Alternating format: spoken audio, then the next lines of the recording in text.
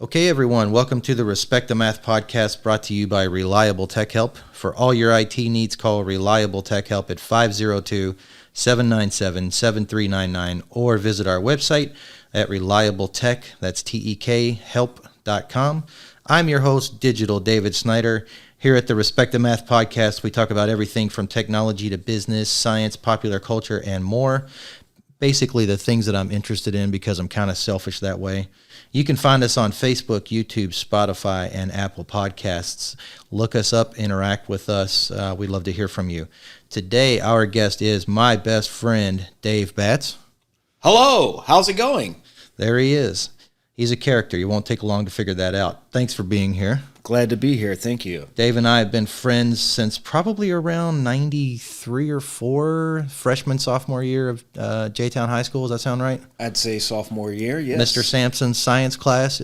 It was great. Which involved pretty much watching Western films and not learning a lot about science when we were there. I remember doing a lot of reports that didn't make any sense. And it was pretty much a boring class. But you got that glorious D-, which enabled you to move to the next level. I'm pretty sure I got an A in that class. All you had to do is join the track team, and you get an A in his class. So. Maybe I was thinking of my grade. Yeah. Anyways, you didn't join track. So. Yeah. Anyway, so Dave and I have been friends for a long time. Ended up going to University of Louisville. Oh, yes. Took some classes there. You made it through, was about 3 semesters, 4 semesters? I made it through about 4.5 semesters, I guess you could say. We played a fair amount of ping pong at the time was called the SAC, the Student Activity Center. Now it's called the YAC. I can't remember what that stands for, but yeah. So we did a fair amount of that in between classes. Mm-hmm. That was fun. And then your life kind of took a different turn. You met a girl, fell in love, got married. Oh, yes. Yeah, kind of did that for a little while, and that didn't pan out, and then you started, tell us. Okay, so, yeah, I met a girl at Campus Crusade for Christ, actually, at U of L, and we hit it off. Things moved really quick, and we got married, and wasn't too long after that, just a few years down the road, that it didn't pan out so well. And we divorced in 2004, 2005. And, life took a whole different journey from there. I moved to Orlando in 2004, and I was chasing the storm to do some roofing, siding, and gutter sales in Orlando. It was pretty exciting. Exciting. And how long did you do that? How long were you honing your craft as a salesperson? I did that, I did that all the way through about 2012, almost into 2013. And but I traveled most of that time until about 2010s when I came back to Louisville, and I worked for a local roofing company here. Okay. And so you're a very accomplished, successful salesperson. I think that's a very valuable skill, even if you're not... if you don't see your future track as being a salesperson, I think everybody should at least get a few months or so or a year or two experience, at least being around sales or doing sales, because regardless of what economic environment you're in, regardless of what's going on, politically or in the business world, if you can sell a product, you have a job. Absolutely. Absolutely. Yeah. There's so many things to sell. I actually am not in sales now, but I could very well get back into sales at some point. So it's definitely a cool occupation to have for sure. That reminds me, I've written a few blogs on my thoughts on business, and a couple of them were titled, in particular, one was titled, "We are all business owners." Mm-hmm. And then another one I wrote, I remember if I titled it, "We are all salespeople." Mm-hmm. So your job title at the moment is not salesperson and it's not business owner. But if we dig deeper into those two labels, I think an argument could be made that you are both. Sure. What is a business? Well, it brings in income, right? It provides a product or a service. You're doing all three of those, right? Absolutely. You go to work, you satisfy your job responsibilities, your boss is happy, they send you a check, and you repeat the process. Mm-hmm. That's arguably a business. Mm-hmm. You have expenses. You got to keep your car maintained. You got to put gas in your car. You got to keep yourself healthy and able to work, or you won't get a paycheck. Mm-hmm. That applies as much to you as it does to me, being an entrepreneur and small business owner. And then the sales piece, everybody has to sell. You might not be knocking on doors and selling vacuums or roofs, but you have to convince the people that interact with you, your coworkers, your bosses, your employer, all those folks, that you're capable of what they need. And if you don't consistently show up and provide that to them, you're no longer employed. That's true. I think from a certain sense, you could argue that everybody has a business, whether they realize it or not, and everybody is selling. I agree. Whether they realize it or not. That kind of segues into the next topic we wanted to talk about. We'll both be honest here. We've both indulged at times during our lives in the party scene. And that has its own, it's fun. It's fun for a time. I'm glad I indulged and partook and spent the majority of my 20s and 30s satisfying myself and having fun and kind of living life on my own terms. And, we don't go into the details of what we did and all that kind of stuff. It's not necessary. But for you, it kind of got out of control at a certain point, right?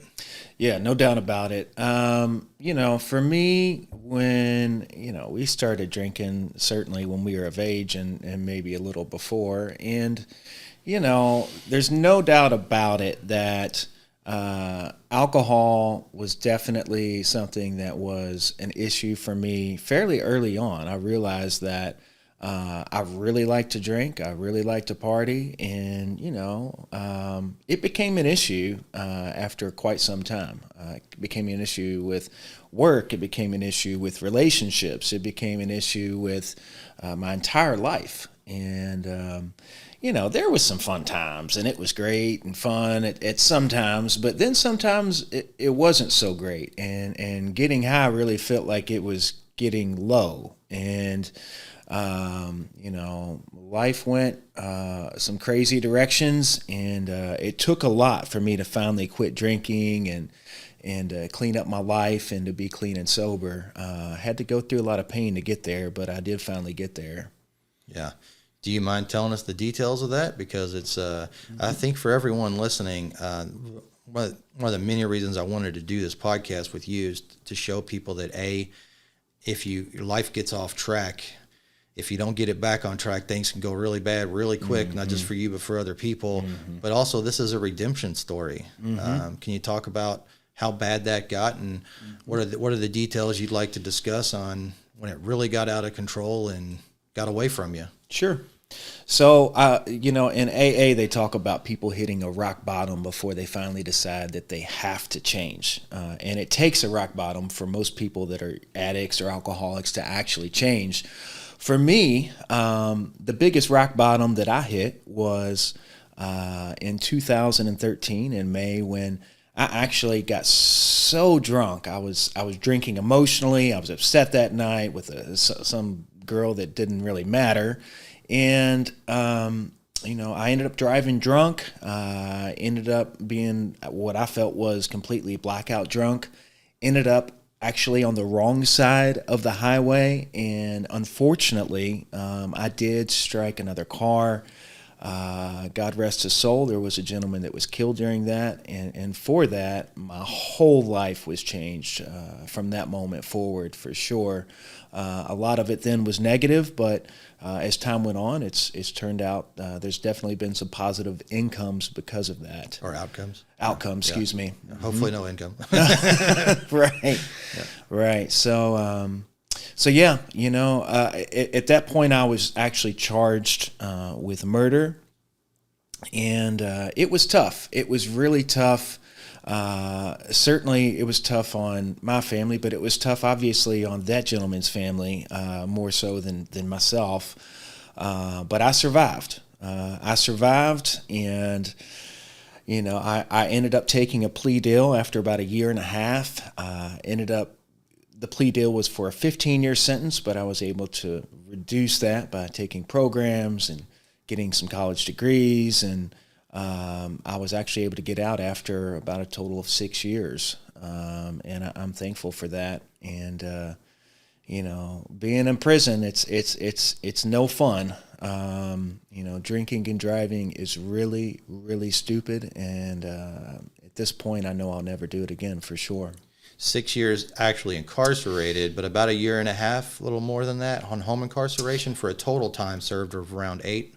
Roughly. Actually, it was closer. I think it ended up being closer to 6, all the way through. All in. Okay. All the way through. It ended up being close to 6 years. Okay. But yeah, I was on home incarceration for a little while, which I was blessed and lucky to do that. That doesn't happen very often, but I did have some good resources at that time to help me to do that. And yeah, man, prison is no joke. It will change your life in one way or another, and I was determined to let it change me for the better and not for the worse. I went into it knowing while I was on home incarceration that I could potentially be locked up for several years, and I wasn't sure what prison was like. I wasn't some crazy criminal. I haven't done a lot of time in jail or whatever. And the people that I was with, many of them were criminals and had done a lot of time, and it's not a fun place to be. But I did decide that I had to keep a positive outlook on that. I saw the glasses half full, and I've moved through that.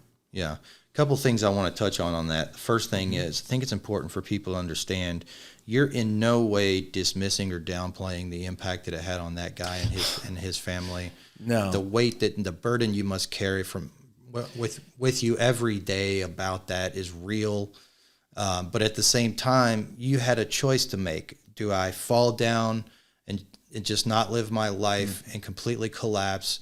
Or do I move forward, put one foot in front of the other, try to find a way to have something good come out of this awful situation, right? Mm-hmm.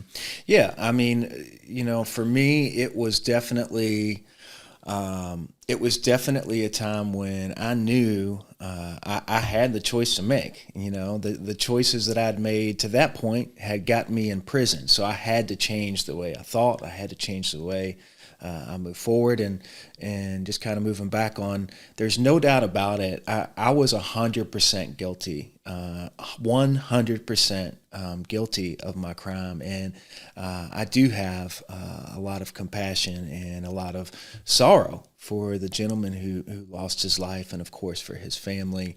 But with that, I did realize that I did have to pick up myself, and I did have to put one foot in front of the other, and I did have to move on, and so that's what I've done, and I vowed not to drink or drug again, and that's what I hope to continue to do for life moving forward. I think it's also important to point out, I know you pretty well, known you a long time. You don't always show people the hand that you're playing, but I know deep down inside you're an incredibly sensitive, kind, and compassionate person. And I know, even though people might not see it on the outside, but I know deep down on the inside, this is devastating for you. And it's something that you have to live with and move forward on. So I think that's important for people to know. I think that some people might look and say, well, this guy, and we'll talk about this in a few minutes, but this guy has served his time, paid his debt to society, spent his time incarcerated as a model inmate, like you said, educating yourself, completing multiple drug and rehabilitation programs, right? That's correct. And some people might say, well, this guy doesn't deserve to be happy or move on with his life after what happened.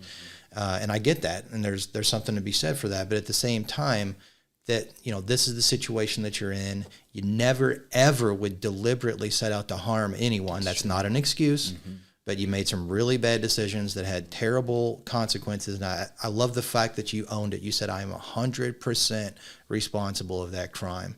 A lot of people in your situation would say, yeah, I'm guilty, but I partied too much, or this, if I'd have not, turned the key in the ignition that night or whatever. You didn't do that. You said, I'm 100% guilty of a crime. And I applaud you for doing that, and I admire you for doing that. Can we talk a little bit about the experience of being incarcerated? And we don't want to talk about anything you're uncomfortable with, but I really think this might be the most powerful episode of the Respect the Math podcast I've done because of your experience. You mentioned you're not the typical criminal that you were in there surrounded by. Can you talk about that? Sure, sure. So, we all have an idea of what prison is like. And for me, I had some idea what it was like based on my lawyer that basically gave me some information and heads up on some things. But you can't really know what it's like until you've been there. And I can tell you that there are a lot of lonely and unhappy people that are in prison. And there's people that are in prison that have no intentions of changing whatsoever. They are ready to get out so they can go back to doing whatever they were doing, ripping, running. Is that the majority of them, probably?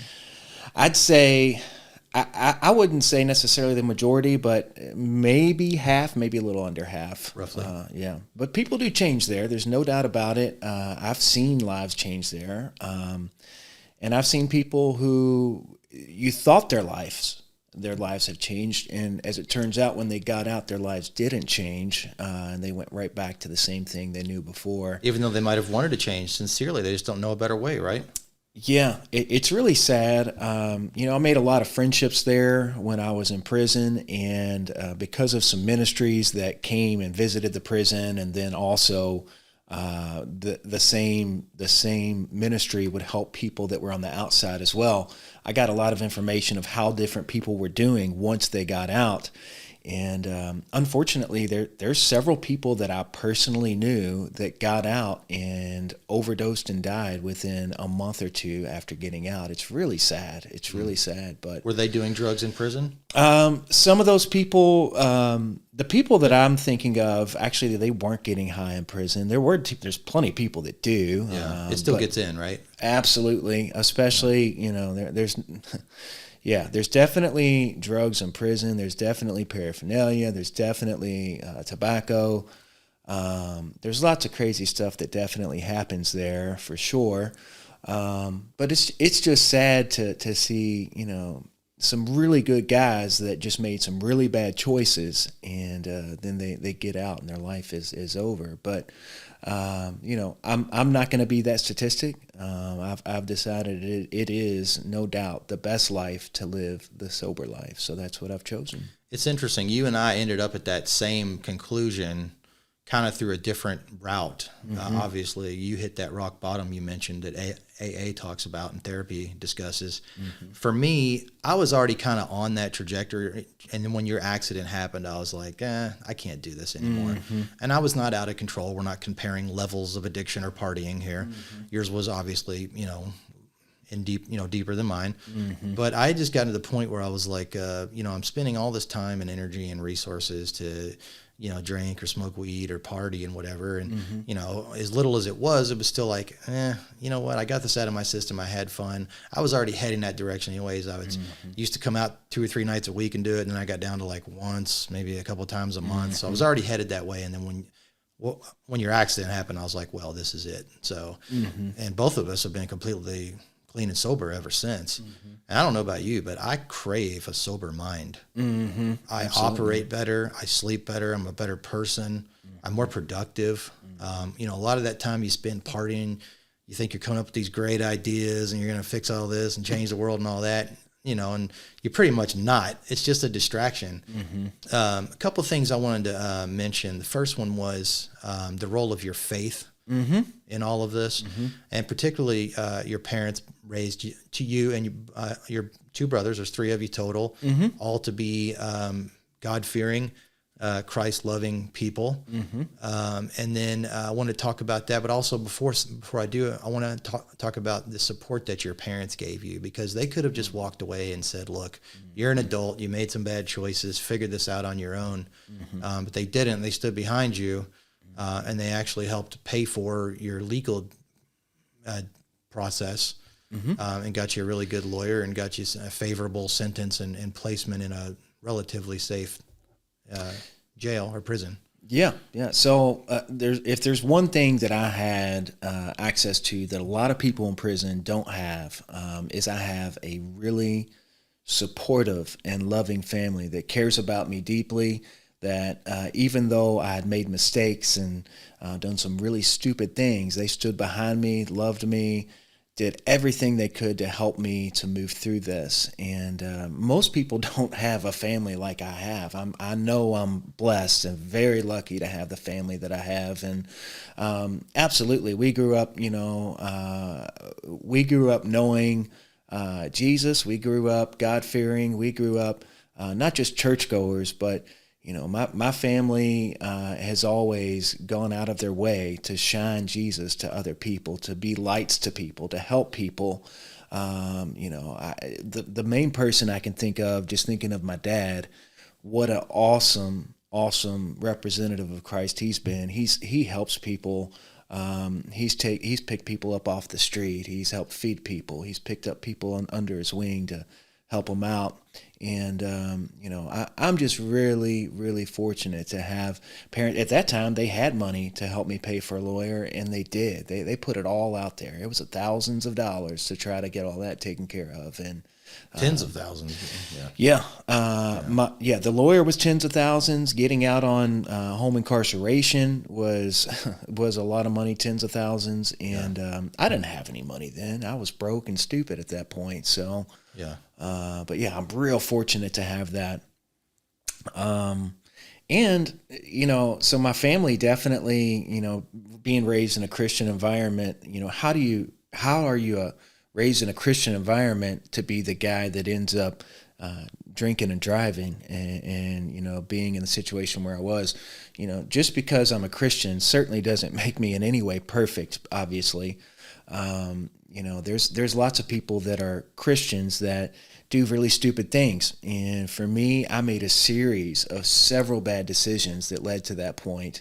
And, at this point, I lean on my faith very strongly.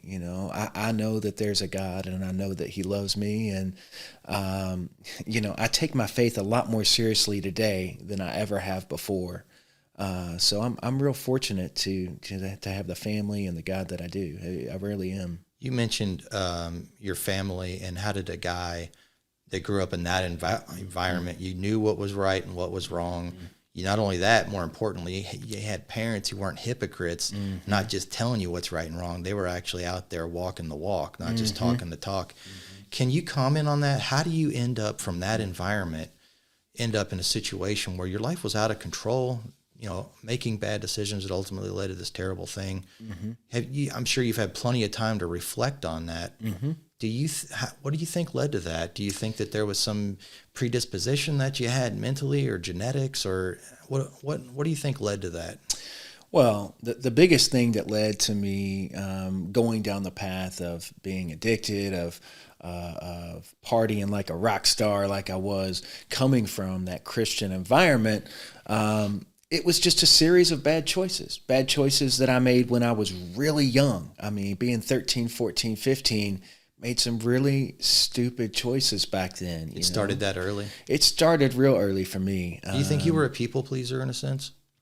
Or seeking that affirmation or attention? Because on the outside looking in, that would be my guess, at least a part of it. I mean, I definitely, I still think I'm somewhat of a people pleaser, but, back then I just made some really stupid choices. I didn't know how good I had it. Looking back, I didn't know what a great family I had. I didn't know, that I had it, even though we, not that we were financially well off, but we were fine. And, it's really kind of tough to even think about that. How did I get from being this good little Christian young man to being this wild and crazy party animal? And it's hard to say how, but I can say it's a series of bad choices. Small bad choices led to bigger bad choices, and they just compounded and compounded. And I just got myself in a rut, and I didn't get out. So there's no deep psychological lesson to learn here. It was just some ignorant decisions by an ignorant, typical 13-year-old teenager, and they just got progressively worse. I mean, I've tried to wrap my head around how I got to the point that I did, where I ended up drinking and driving and so forth. I don't, the only explanation I have is not something that's all necessarily psychological or whatever have you, but it's just making one small bad decision. One small bad decision led me to another. And what I learned from that, though, is that one small good decision can also compound and lead to another good decision and another good decision. And that's how I try really to live today, is to make one small good decision, do the next right thing, and the next right thing, as small as it may seem, that compounds and makes life so much better too. We're tempted to think that there's this static point we can settle at, where we can say, oh, okay, I'm not making bad decisions. I'm not really making good decisions. I'm just kind of right in the middle. And life doesn't work that way, does it? No, that ball's either rolling in one direction or the other, gaining momentum from the step before it and the step before it and the step ahead of it and so forth, right? That's true. Yeah. Can you talk about that? Because I don't want to spend the whole time rehashing the past and, you know, all the bad things. I want people, first to understand how things got the way they were and how bad they were, but most importantly, what did you do? What were the concrete steps you took, the changes you made in your life to turn this thing around and get that ball rolling in the right direction? So once I had hit my rock bottom, even though I hit that rock bottom, I didn't know exactly where to go and what to do. But I can say that it definitely started where I went back to that foundation of God in my life, because I needed that. I mean, I was desperate for anything that was going to help, and there's no doubt about it. God was there for me. My family was there for me, and you know, I'm super blessed to have that. I had to change the way I thought, though. You know, when I say I started, you know, going back to God or whatever have you, I remember being in prison and waking up at 4:45 in the morning before breakfast and getting on my knees and just telling God and talking to God and saying, God, thank you for a good life. Thank you for getting me through this. Thank you for helping me to learn and grow so that when I get out, I can be that better person and I can make a difference and I can make good decisions. And I think I really just, after doing that over and over again, I've really planned out, you know, some different things in my life. You know, I asked God for an amazing wife. I wanted a beautiful family, and I'm thankful I got that pretty soon off after I got out. So, yeah. I want to talk about that some more. First, I want to talk about, as bad as being incarcerated is, was it the best thing for you at that time to give you the time that you needed to reflect, to think, to plan, and also to get you out of that environment, right? Can you talk about that? Yeah. So the thing, you know, just like we're talking about how, you know, one small decision leads to another small decision. When I was incarcerated, there's no doubt that every day while I was there, it's not like I was in solitary confinement. I had several people around me, but you have to wake up every day and choose how you're going to live. And while I was there, I had to wake up every day and choose how I was going to live. And that's still how I have to do it today. But when you're incarcerated, it's a lot more serious. I mean, it's kind of a scary place to be. So you just have to make concrete decisions and stick to those decisions to get through that. Yeah. You served your time. You came out. You had the clear mind. You had sobriety. One of the things that I was most impressed with, anybody who gets out, you've got to prove to the people who let you out, particularly if you want to get out early, that you're going to get and keep a job. That's probably top of the list. You can't commit crimes. You're subjected to drug and alcohol testing for a period of time. And one of the things that impressed me the most about when you did that, you rode a bike. How many miles one way every day to work for a landscaping company? Yeah. So when I first got out of prison, my driver's license was still suspended. I was not able to drive at that point. So I did, and you know, I did whatever I could do. I had to work. I couldn't drive. So I rode a bike. Sometimes I would ride the whole way, and sometimes I'd take the bus. But when I took the bus, I'd use the bike too. But if I actually rode my bike all the way to work, it was maybe about 4 or 5 miles. It was One direction. One direction. And that was 5-6 days a week, right? It was 5 days a week. I was working 5 days a week for a landscaping company, and you know, a very humbling experience. Not just riding a bike, But riding the bus is a very humbling experience. You know, as a grown up and never really being somebody that ever rode the bus, it's a whole different environment. It is a humbling experience to ride the bus. Yeah, no doubt about it. And riding a bike too, but the bus is where there's a lot of interesting things that happen on the bus. So, you know, one thing complicating that further were the lingering issues you had with your feet, particularly, right? As a result of the wreck. Right. And so riding that bike, getting on the bus, walking, doing that physically demanding work of landscaping, but you did it. You never complained. As far as I could tell, you were grateful for the opportunity to not be incarcerated, to have a job, to start rebuilding your life. Can you talk about that? Sure. So, you know, one thing I knew when I was getting out of prison was sometimes you just have to take the job you can get until you can get the job that you love. And I knew that was going to be me. I mean, if anybody were to check my criminal history, they would see a felony on there. And so I knew I couldn't just get out and start a sales position and make $100,000, you know. And so anyway, I didn't have a car, didn't have a license. I did have a bike. Actually, thanks to you. You actually let me borrow your bike. Yeah. And he's still borrowing it, by the way.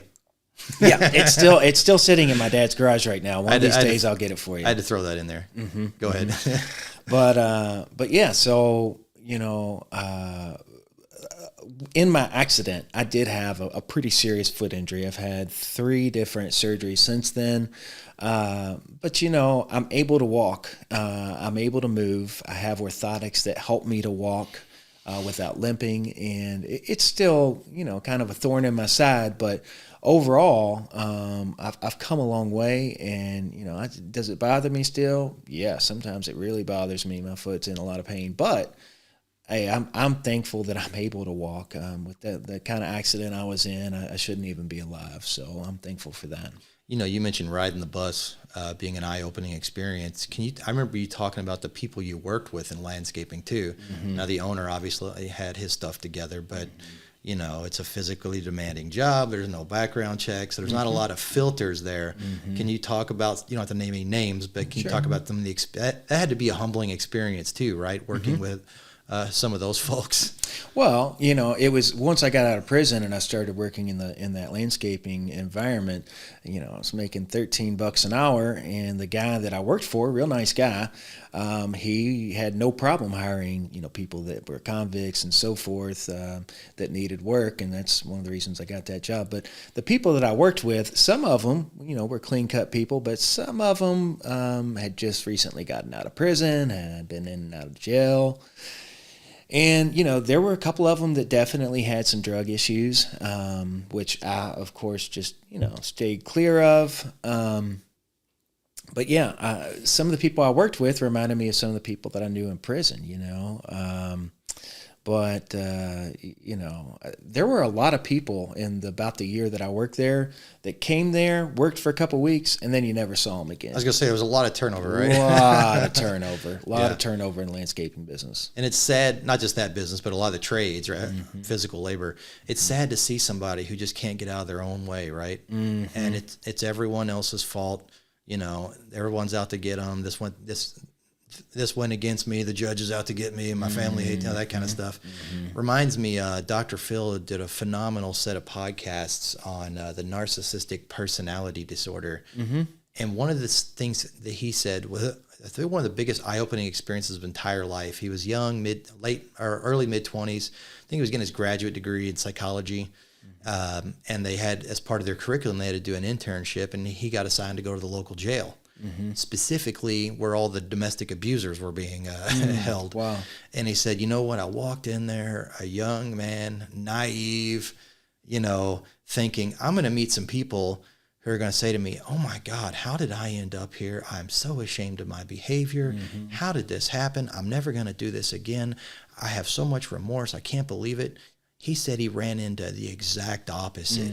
He said the narcissistic personality was disproportionately represented in that community. Almost every single person he talked to, the judge has it out for me, the district attorney's trying to get me, my family, hates me. This went wrong, that went wrong. She only had 4 stitches in her side of her head. You see the way she talked to me, she should have had 20 stitches. She's lucky she only had 4, that kind of stuff, right? Did you run into that in prison? People that have no insight, no ability to reflect on themselves and their decisions, and can you talk about that? So there definitely are plenty of people like that would blame everything and everyone else for the actions that got them there. A lot of people were there for drug charges, and they would say the only reason I'm here is because somebody told on me, and it's their fault that I'm here. And they didn't even own up to the fact that they were the ones dealing the drugs, and they were the ones doing that.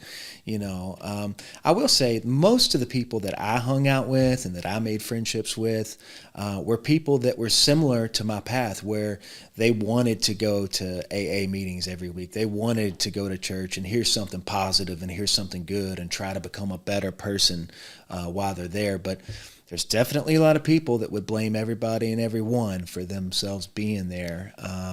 But there's good people there too. Another thing I've learned is that people that are in prison are not necessarily bad people. They're just people that made some really bad choices. Really bad choices. I've met some great people there, and I've met some not so nice people there too. But just like the outside, not being in prison, I mean, there's good people and there's bad people. It's like that in prison too. Yeah, we were talking about you got out, you got a job in landscaping, and then you ended up. What was the job after that? So. After I was done with the landscaping gig, I actually had my 3rd surgery on my foot, so I kind of was able to take a little break for a little bit, and I was off my feet for about 2 months, and then I got a position working in a warehouse, still not making much money, but I got a position. At that point, I actually was able to get my driver's license and so forth too, so I stopped riding the bus. But yeah, after that, I just got a job working in a warehouse. Is that the job you have still? It's actually the same job that I have, except that now I've been promoted from one position to another. But yeah, I still work for that company. I really want to dig into that because I want people listening to know, hey, I can bounce back from bad decisions and things that go wrong. So you got out of prison, model inmate, got and kept a job, submitted yourself to alcohol and drug testing, passed every single one. As a matter of fact, have you ever been late to your job that you're at now or missed a day, maybe once or twice, but you're there every day early, you stay late, you got promoted? So yeah, no, I definitely like to clock in as soon as I can clock in. I want to be early. It's about a 30-minute commute for me. So it's very rare that I would call in. It's been...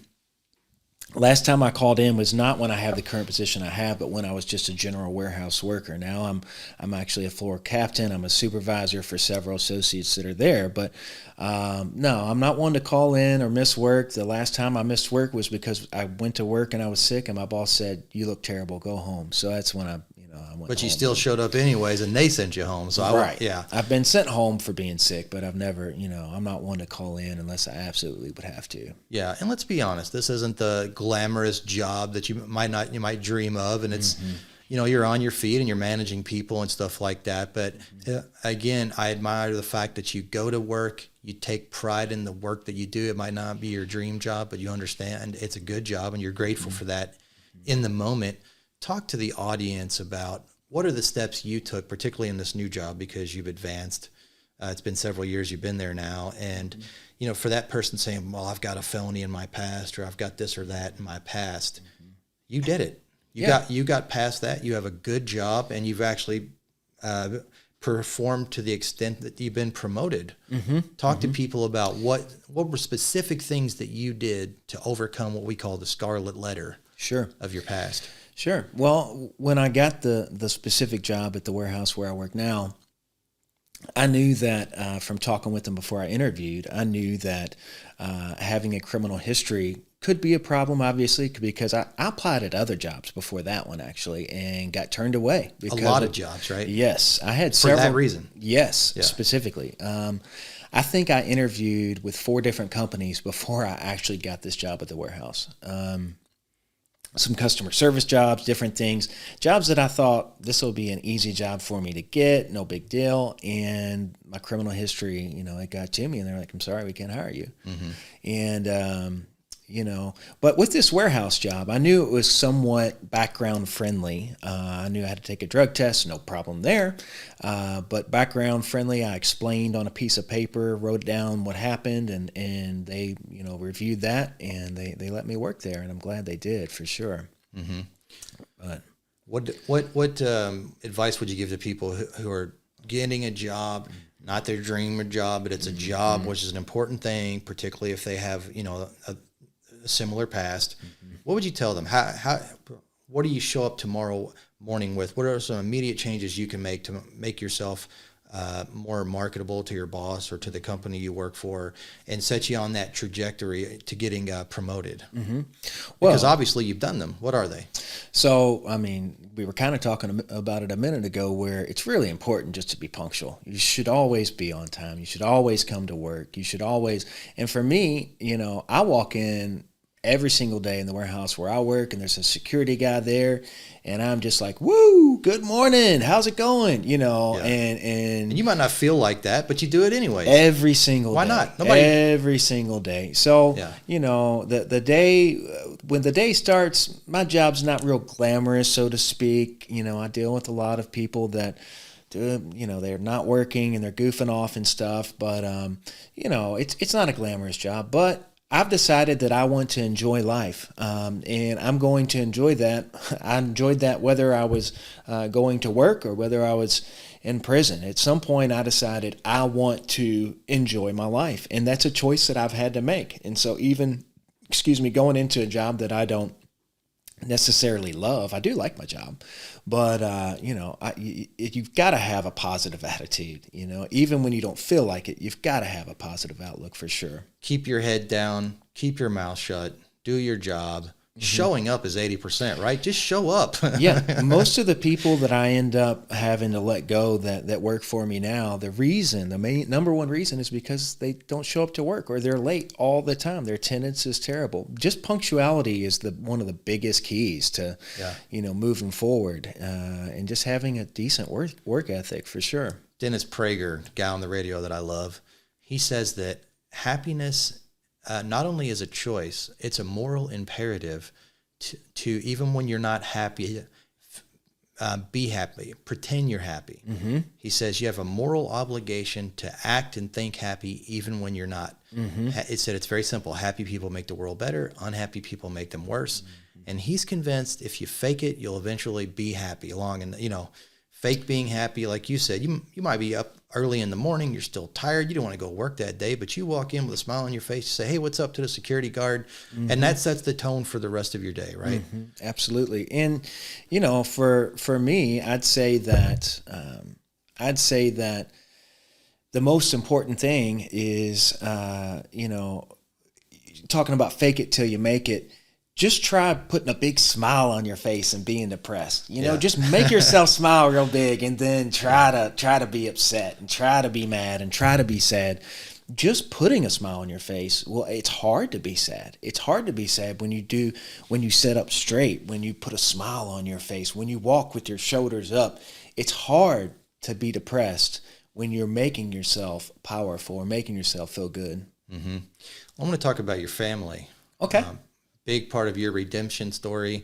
We've already talked about serving your time, getting out, doing the right things, getting and keeping a job, and getting promoted. Talk to us about your family. I don't have to get personal if there's some details you want to talk about, but I want people to know that not only can you do the right thing, pay your debt to society, get out and be productive, you can also rebuild your life and find happiness, right? Absolutely. Talk about that. Sure. So, moving back to when I was incarcerated and I was on my knees in the morning, one of the things that I definitely talked to God about was, God, I want to find an amazing wife. I want to settle down. I want to have kids. And I'm really grateful and thankful because I've gotten to that point where I was able to marry somebody who already had a couple of kids. And I say kids, they're teenagers.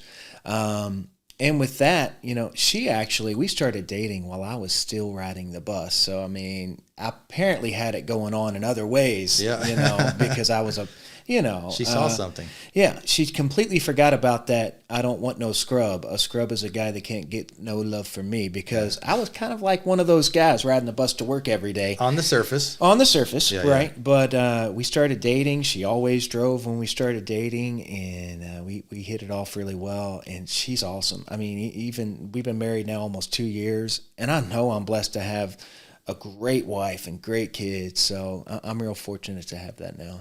Had a nice house in a nice neighborhood. It's true. A family, the whole thing. I want to talk about Christianity. And the question I think a lot of people would have for you is, what happened was terrible. There's consequences beyond just your own life for other people that were innocent and didn't do anything wrong. How do you reconcile that with your faith? Christians will tell you Christ died on the cross so that all of our present, past, and future sin has been atoned for. Can you talk about that, what that means, the grace that comes out of that, the ability to ultimately forgive yourself, right? Oh, yeah. So you can't move forward if you don't forgive yourself, right? Yeah, bitterness. You can't really live a productive and happy life if you're going to be bitter. And one thing that I knew for sure was that the God that's in my life is a God of grace and mercy. And even though I had run the other direction and done some stupid things, I really, really believed that God forgave me. And in knowing that, eventually I was able to also forgive myself, and that was a big thing too. It's to be somebody to do something so horrific. Even though I didn't do it intentionally, it was hard to forgive myself. But once I did get to that place where I could forgive myself, that's when I really could move forward and move on at that point. So, it's one thing to take an inventory of your life and the consequences of your decisions, good or bad. Then it's another thing to take responsibility for that, to own it, right? Mm-hmm. And nothing you've said today or any of the conversations we've had prior to today have made me think that you've done anything short of absolute accountability and ownership. Mm-hmm. So that's step 2. And then step 3 is to forgive yourself. Mm-hmm. And so many people end up, like we mentioned earlier, they don't know anything different.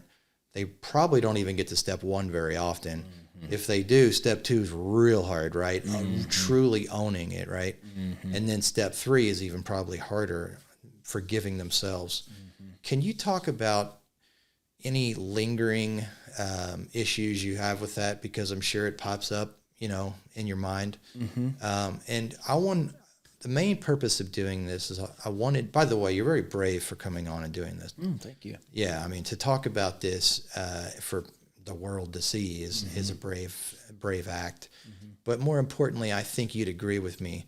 The point of this is so that someone out there who's struggling may say, oh my God, that guy hit rock bottom. I think I'm close.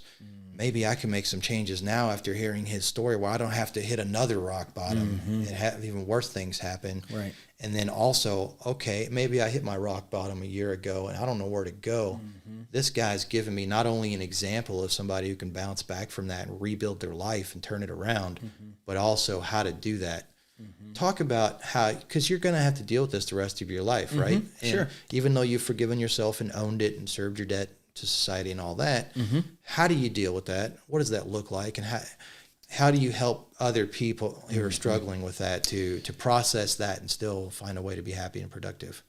Well, if I could go back in time and tell myself and really convince myself of anything, it would be that drinking and drugging is not the life for me, and when I realized that I had those issues with drinking and drugging and just being out of control, it sure would have been a lot easier if I'd have gotten some help.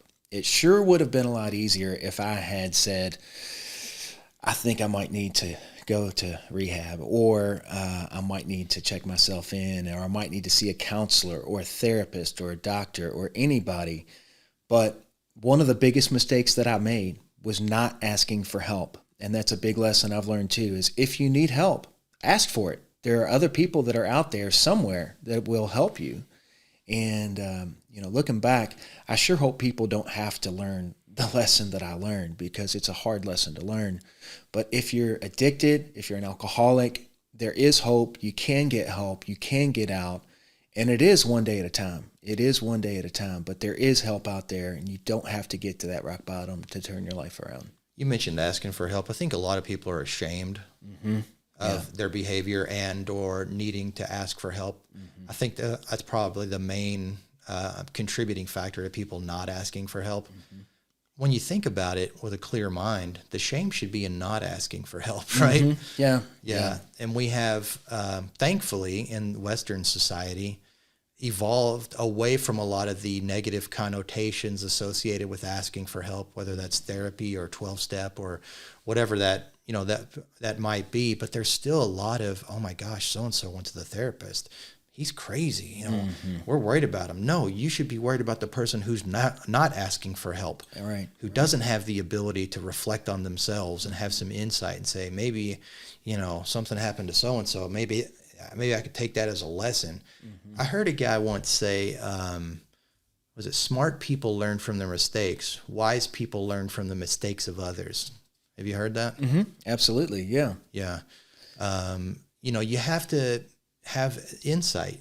You cannot come to terms with who you are and where you are and ultimately where you want to be, own your role in that, and then ultimately move forward and be successful if you don't have the ability to have insight and to reflect on yourself. I would think that your faith and being prayerful and your various aspects of going to church and being in that community would help you gain that insight. Can you talk about that? Sure. So, for me, there's no doubt about it that the reason that I'm able to stay clean today, the reason that I'm able to enjoy my life, all of that starts and is surrounded by my faith in God and my faith in Jesus Christ. Because without God, I would not be the person that I am right now. Now, I'm not one of those super weird, freaky Christian people or whatever have you that some people may think about when they think of religion or whatever have you. But, I serve a God that loves everyday people that are just where they are, right where they are, not perfect people. The church is full of people with imperfections, and I am one of those people for sure. And, without God, life would be really miserable. I can't imagine not having a faith in God at this point personally. It would just seem so hopeless for me. And I do believe that there is a hope, and I hold on to that strongly. And, God's been really good to me. I really can say he's been really good to me. You mentioned there's no person without flaws in the church. Reminded me, someone said, the problem with Christianity is Christians. Yeah, it no doubt about it. I mean, when people go to church, frequently there are people that are sick, people that are looking for help, people that want help, that want a better life. And there's no doubt about it that there's plenty of people in the church that are not great people, and there's messed up people there. It is a place for sick people, and I am and have been one of those sick people for sure. If I came to you and I said, I have a problem and I think it's going to get really bad, what would you tell me? Well, I think it would depend a lot on what problem you're talking about, but I would probably start by saying, tell me more. What's going on? There's all kinds of problems, so I guess it would depend on the problem, on which direction you would go with that. But I would at absolute least give you some encouragement and say, hey, there's a way out. There's a way out of this hole that you're getting into. Yeah, look at you. You did it. Right. Absolutely. Yeah. Absolutely. Yeah. One thing I'd like to mention is my wife and I started a nonprofit called See Good to Be Good. It occurred to me one day when I was thinking about how many people just wander through life kind of wasting the opportunities that life offers. And just really struck by how many people do that. And I've done it myself. I'm not just looking at other people. And it just occurred to me, if people don't see good being done, then they're not going to do good. They're not going to be good. I like to ask people a couple of questions when we're talking about that. The first one is, why are you happy? It makes me laugh just to hear that question. The number one reason that I am overall a very happy person is because I made that choice to be. I do believe that for the most part, not always, but for the most part, that happiness is a choice. And I know that God loves me. I know that my family loves me, and I've got to a point where I love myself. And you have to get to that point to be a happy person. It's just a matter of it's a matter of how you think. I mean, it is a choice. Happiness really is a choice for the most part. There are circumstances I think that would change things, but for the most part, it's a choice for sure. To the extent that you've been successful in life, why are you successful? The only reason I'm successful to where I am, and I plan on becoming more successful, is because I failed so many times and I made wrong choices that made me realize, hey, that's not right. So I've turned and gone the other way. So I've had to fail forward, as they say. I mean, I've made so many mistakes. I know what not to do. I know how to not do marriage. I know how to not do life. I know how to not be a good employee. But in learning those, I've learned how to be so much better. Winners learn from their losses. And in so far as they do that, they become winners and not losers. Mm-hmm. A loser is someone who doesn't learn from their losses. Mm-hmm. I think Absolutely. That's an important distinction. Mm-hmm. Final question in that area. Do you feel an obligation to help other people? And if so, what is that obligation and how are you doing that? Mm-hmm. Well, I think that part of my life is to in every encounter I have with everybody, there's two things that are going to happen. I'm either going to help give life to that person, or I'm going to take life away from that person. And so by helping or healing or just having a conversation with somebody, I'm not sure if I'm so much obligated to that, but I feel a desire to do that. I want to help people. I know what it's like to struggle. I know what it's like to feel down and depressed.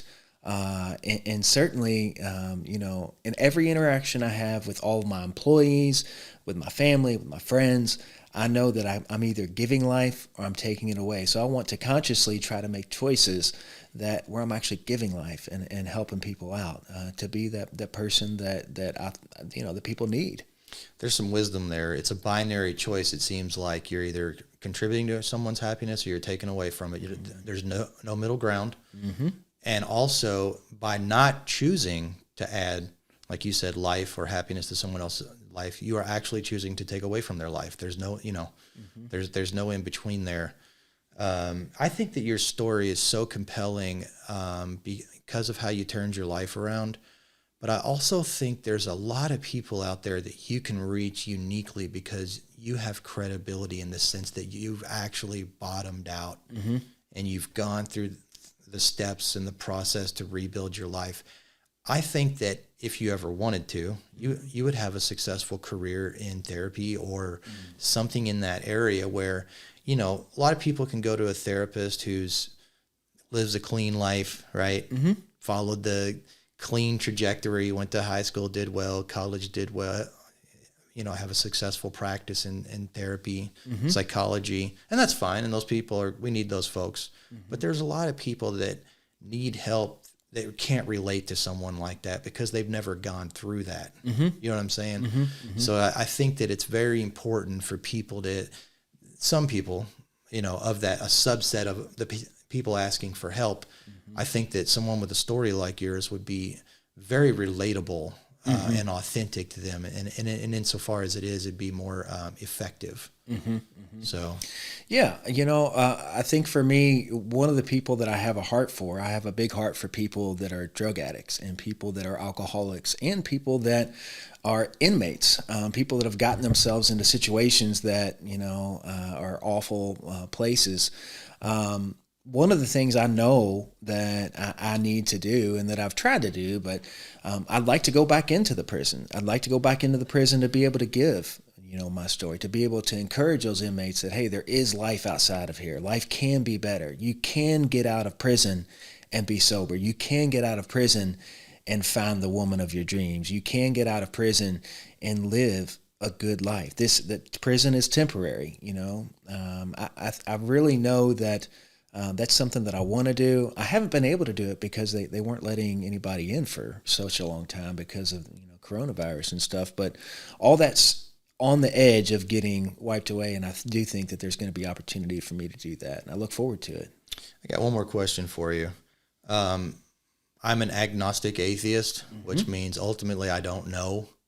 My suspicion is that there isn't a God, and I have my own reasons for that. As you know, I'm not hostile towards people who believe. But that being said, you're a Christian, and that means you want to be like Christ. What would Jesus say to somebody who came, to him with a similar situation like yours, and their whole life is just crumbled around them, and they're trying to find some way to move forward? What would Jesus say to that person? Well, I think what Jesus would say, the first thing he would say to anybody in any bad situation is, I love you. I love you. And as a God that loves his children, I really believe that that's what's changed my life toward God, is because I know that he loves me. And, I can't imagine my life without, that belief in God. And I understand, you have a different idea and different thoughts on that. And I respect that too. And I appreciate that you respect me as well. We can be best friends and not have the same religious or spiritual beliefs, but we do have a lot of the same values, and we do have we do agree on a lot of things, just from a little bit different perspective. And that's how that can work out. But yeah. Yeah. Well, that's a great way to wrap things up. I think this might change someone's life who listens to this, and I hope it does. I hope so. I would assume a big part of you continuing your rebuilding process for your life would be to hopefully help some folks just by sharing your story. Thank you for coming. Glad to be here. Thank you. This might be the most impactful and hopefully life-changing episode we've done for as many people as we can. Thanks for joining us today. Thank you to the listeners and our sponsors for making this podcast